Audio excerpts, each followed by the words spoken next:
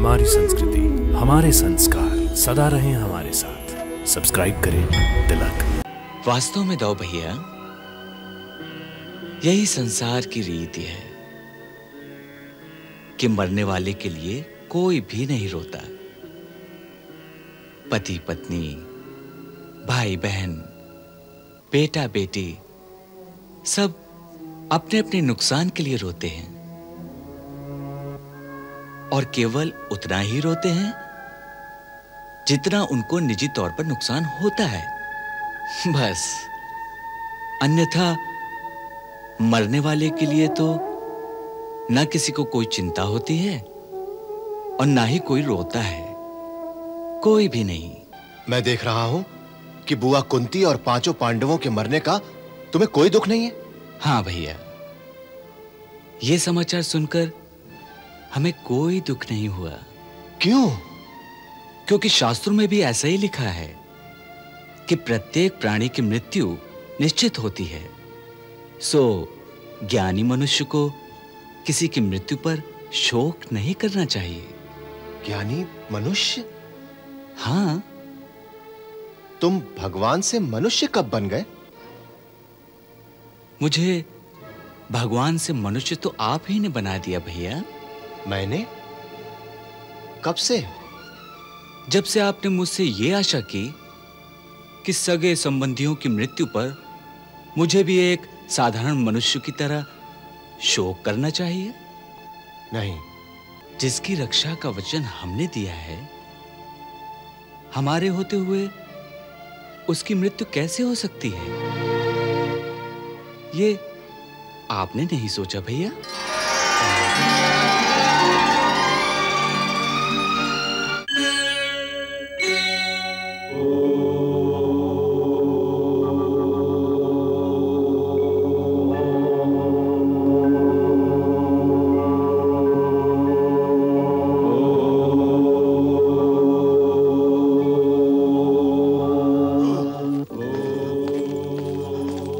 प्रभु, प्रभु!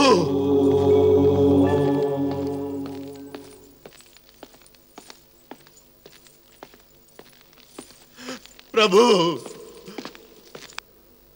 एक बड़ा दुखद समाचार है प्रभु, बड़ा दुखद समाचार है। क्या हुआ क्रूर जी? क्या समाचार है? किसका समाचार है? पांडवों का। पांडवों का? क्या हुआ पांडवों को? बताइए अक्रूर जी, क्या समाचार है? कुछ तो कहिए अक्रूर जी, क्या समाचार है? कोई दुर्घटना हुई है क्या? जी प्रभु। कैसी दुर्घटना? कैसी दुर्घटना अक्रूर जी, कैसी दुर्घटना? कुछ तो बताइए। प्रभु, पांचों भाई अपनी माता के साथ वारणावत तीर्थ स्थान पर भगवान शिव की वार्षिक पूजा के लिए गए हुए थे। हाँ तो? अभी अभी हस्तिनापुर से सूचना मिली है कि वहां के राजभवन में जहां वो ठहरे हुए थे, उस मकान में रात के समय अचानक आग लग गई प्रभु, आग लग गई। आग लग गई? हाँ प्रभु, पांचों भाई अपनी माता के साथ जल गए क्या? हाँ प्रभु, जल गए, जल गए प्रभु, जल गए। महाराज पांडु के कुल का सर्वनाश हो गया। सर्वनाश हो गया प्रभु। कन्हैया, कुछ सुना तुमने? हाँ दाऊ भैया, सुन लिया। ये समाचार यदि सत्य है तो अत्यंत दुखदाई है। मेरे विश्वस्त गुप्तचर अभी अभी हस्तिनापुर से आए हैं। महाराज धृतराष्ट्र और राज परिवार के अन्य सदस्य उनका श्राद्ध करने के लिए यमुना तट पर जाने वाले हैं। इसलिए मैं ये सूचना लेकर आया था कि आपको भी इस समय अपनी बुआ और उनके पुत्रों को जलांजलि देने उनके साथ जाना चाहिए प्रभु, साथ जाना चाहिए। वहां जाने की क्या आवश्यकता है? वहां जाने की आवश्यकता इसीलिए है कन्हैया कि वहां जाकर शोकातुर परिवार के लोगों को कुछ सांत्वना दी जाए। ऐसे दुख के समय में किसी का दुख बांटने से उसे बहुत सहारा मिलता है। ये तो ठीक है दाऊ भैया, परंतु दुख तो उसके साथ बांटा जाता है जो दुखी हो। लेकिन वहां कौन दुखी है? राज परिवार में कौन ऐसा है जो पांडवों के मरने पर शोकातुर होगा? क्या? हाँ दाऊ भैया, उन सब का दुख केवल एक दिखावा है। यहां तक कि स्वयं महाराज धृतराष्ट्र के मन में भी इस समय एक छिपी हुई प्रफुल्लता सी होगी।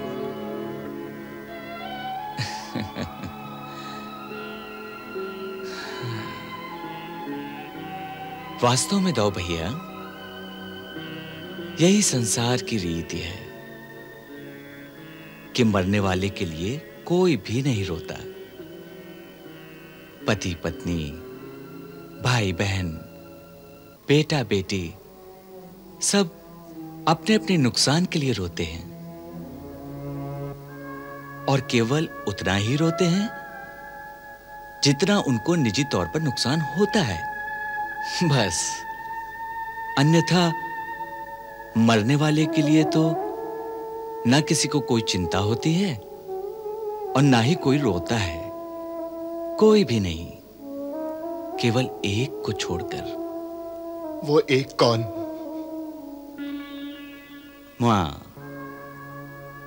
मां का दुख निस्वार्थ होता है। केवल मां की पीड़ा निश्चल होती है और किसी की भी नहीं। सो जो यहां सचमुच दुख करने वाली थी, वो बेचारी तो अक्रूर जी की सूचना के अनुसार उनके साथ ही चली गई। तो अब हम वहां किसका दुख बांटने जाएं? समझ में नहीं आता कन्हैया, ये सब कैसे हुआ, क्यों हुआ? क्यों का तो एक ही उत्तर है भैया, कि जिसका जन्म हुआ है उसे एक न एक दिन मृत्यु भी अवश्य आएगी। सो इस मृत्यु लोक में किसी का मरना तो कोई नई बात नहीं, और न वो कोई विचित्र बात है।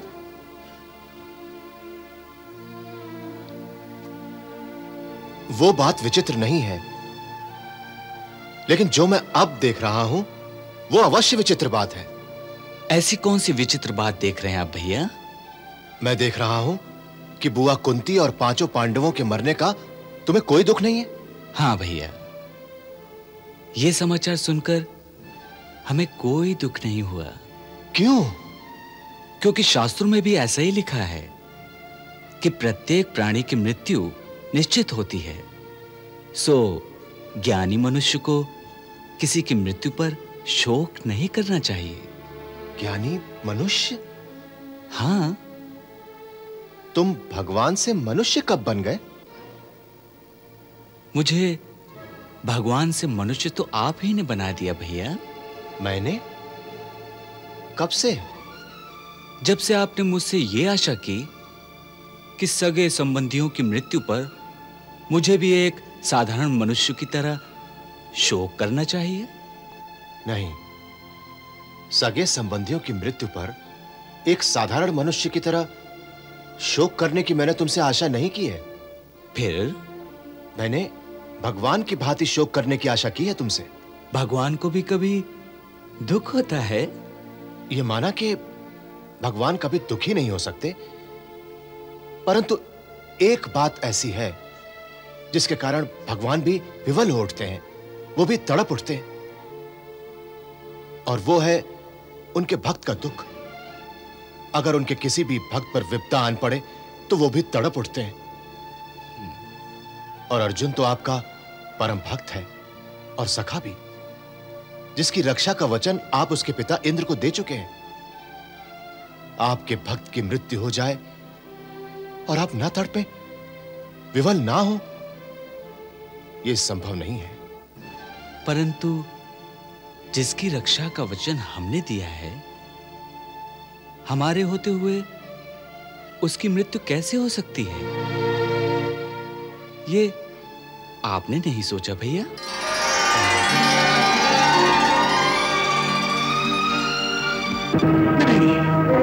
नहीं, मुझे इस बात पर विश्वास नहीं होता कि पांचों पांडव अपनी माता के समेत उस मकान में जलकर मर गए हैं। परंतु जो हो गया है उसे आप कैसे झुठला सकते हैं?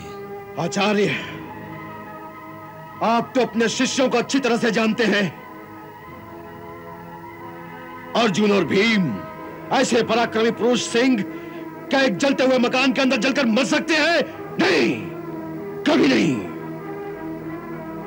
यदि भीम चाहता तो अपने एक ही कंधे से धक्का देकर उस मकान की मोटी से मोटी दीवार को गिराकर निकलने का रास्ता बना लेता। और अर्जुन जैसा धनुर्धर क्या एक चूहे की तरह मर जाएगा? वो अपने एक वरुणास्त्र से इतना जल बरसा सकता था कि यदि पूरी नगरी में आग लग जाए तो वो भी बुझ जाती।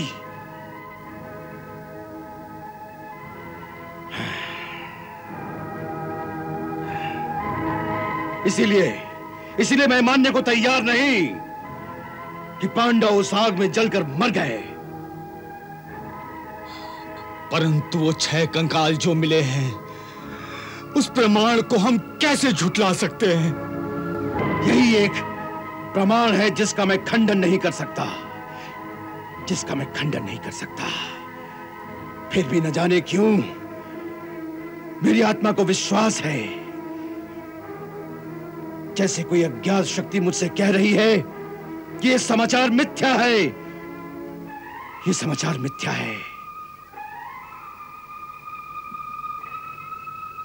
एक बार पूज्य भ्राता वेद व्यास जी ने मुझसे कहा था कि इंद्रपुत्र अर्जुन सारे संसार को विजयी करके अपने बड़े भाई युधिष्ठिर को चक्रवर्ती राजा बनाएगा। और ज्योतिष विद्या के अनुसार अर्जुन की जन्म कुंडली भी यही कहती है। आचार्य,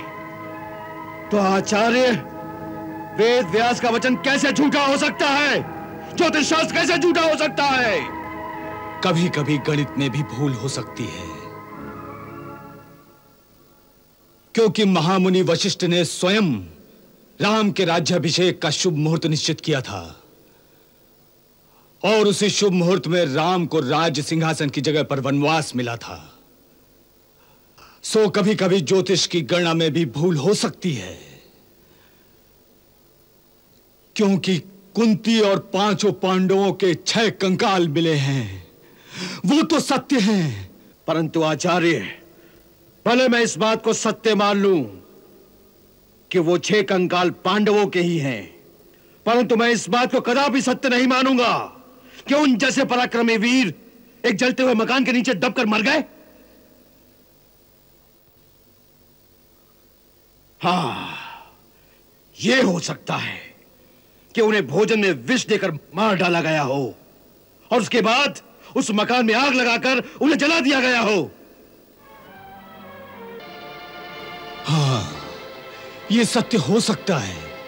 कितना भयंकर षड्यंत्र रचा गया होगा, कितना भयंकर षड्यंत्र। और विस्मय की बात तो यह है कि विदुर के गुप्तचर विभाग को भी इस बात का पता नहीं चला।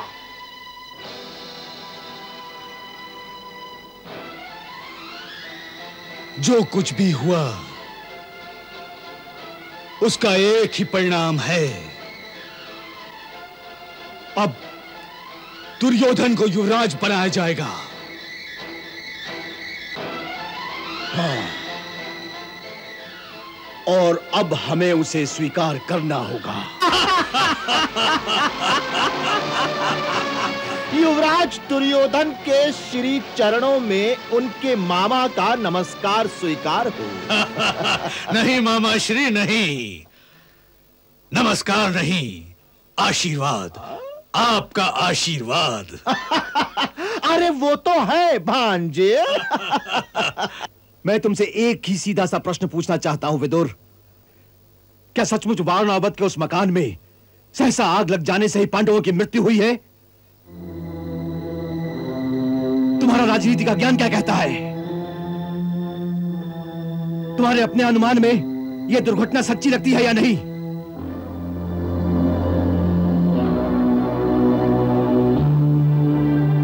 देखो विदुर, तुम मुझसे राजनीति की भाषा में बात मत करना। इसीलिए मैंने एक सीधा सा प्रश्न पूछा है कि क्या वारणावत के उस मकान में आग स्वयं अपने आप लग गई थी?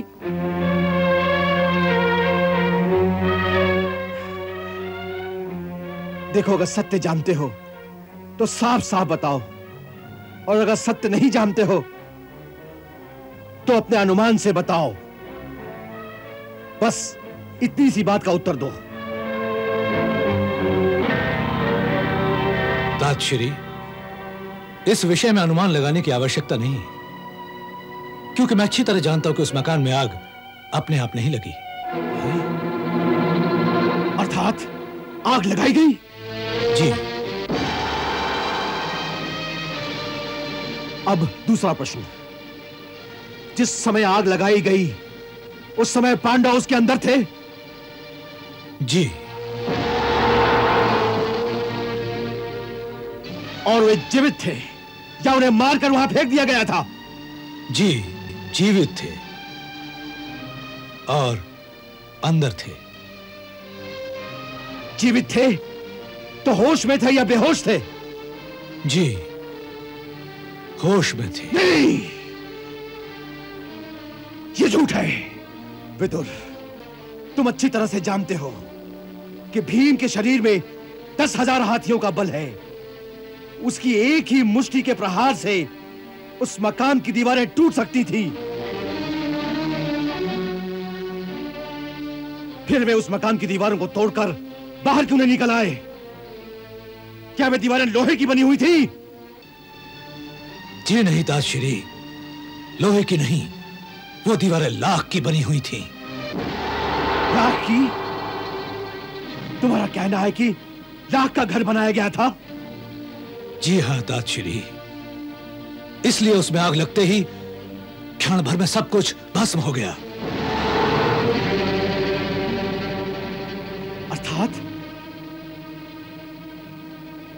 अर्थात एक लाक्षागृह बनाकर उनकी हत्या की गई? जी नहीं, हत्या नहीं की गई। तो फिर? केवल हत्या का प्रयास किया गया। केवल प्रयास किया गया? तुम कहना क्या चाहते हो विदुर? तुम कहना क्या चाहते हो? केवल इतना ही तातश्री कि शत्रु ने पांडवों की हत्या करने की कोशिश अवश्य की, परंतु हमें ठीक समय पर पता चल गया, इसलिए उनकी योजना सफल ना हो सकी। हाँ?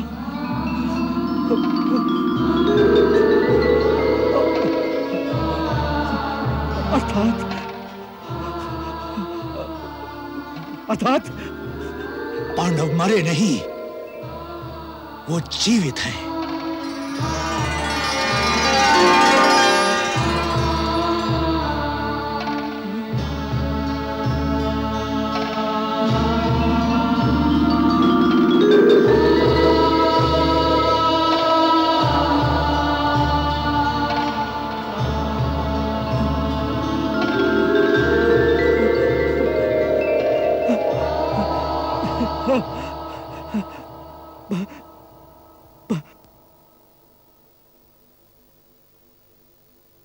तातश्री, ये केवल आपके आशीर्वाद के पुण्य प्रताप से ही संभव हो सका, अन्यथा शत्रु ने तो हमें मात दे ही दी थी। केवल आपके पुण्य प्रताप से सब बच गए।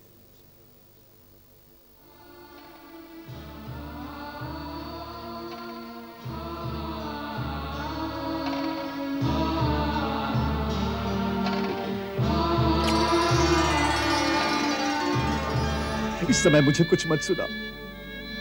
ये सारी बातें मैं बाद में विस्तार से सुन लूंगा।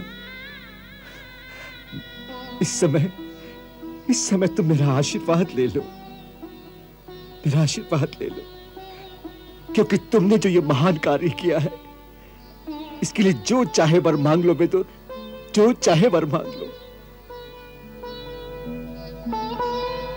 मैं सत्य प्रतिज्ञ हूं, इसीलिए जो कुछ कहूंगा वो कभी मिथ्या नहीं होगा।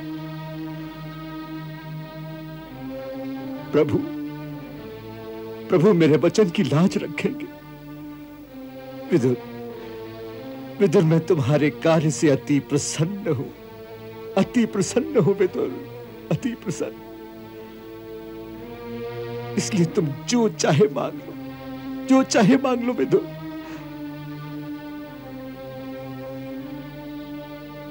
मैं जानता हूं तात कि आपकी वाणी में सत्य की शक्ति है। आप जो भी आशीर्वाद देंगे वो निष्फल नहीं जाएगा। इसलिए यदि मुझे देना चाहते हैं तो केवल यह वर दीजिए कि भगवान श्री कृष्ण के चरणों में मेरी भक्ति सदैव स्थिर बनी रहे। वाह वाह विदुर, धन्य हो तुम, और धन्य है तुम्हारी प्रभु भक्ति। मैं तुम्हें आशीर्वाद देता हूं कि प्रभु के श्री चरणों में तुम्हारी भक्ति सदैव बनी रहे, और यदि मेरी भक्ति का भी कोई फल है तो वो तुम्हें प्रदान करे।